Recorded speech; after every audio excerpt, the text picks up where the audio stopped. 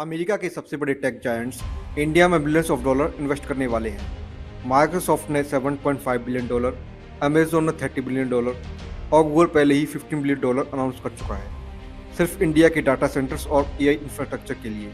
और ये सब दूर की बात नहीं है, ये इन्वेस्टमेंट्स अगले 5 सालों यानी 2029 तक रियलिटी बन जाएंगे। बहुत लोग बोलते हैं कि इंडियन ओरिजिन सीईओ की वजह से ये इन्वेस्टमेंट आ रहा है, लेकिन सच ये है, चाहे सीईओ इंडियन हो या नहीं, अगर ग्रोथ दिखेगा तो इन्वेस्टमेंट इंडिया में ही आएगा। आज सवाल ये है, ये सब क्यों हो रहा है? एक तरफ डोनाल्ड ट्रंप इंडिया के साथ टैरिफ पॉलिटिकल गेम खेल रहे हैं, लेकिन दूसरी तरफ अमेरिका की टॉप टेक कंपनीज इंडिया का ग्लोबल डाटा हब बनाना चाहती हैं। रीजन सिंपल है, India today is the fastest growing digital economy. Last quarter में ही हमारी जीडीपी ग्रोथ 8.2% रही। वर्ल्ड बैंक भी हमें एक ग्लोबल ग्रोथ इंजन कह रहा है और एआई एडॉप्शन सबसे फास्ट है और world biggest internet user base यही है।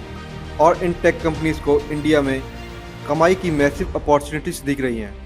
आज के टाइम में डाटा सेंटर्स बैकबोन बन चुके हैं।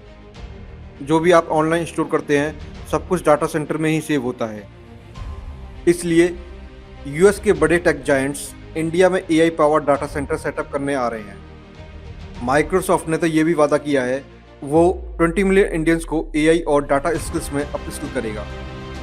आप कमेंट्स में बताओ, क्या ये इन्वेस्टमेंट इंडिया को अगले डिकेड का टेक सुपर पावर बना देगा?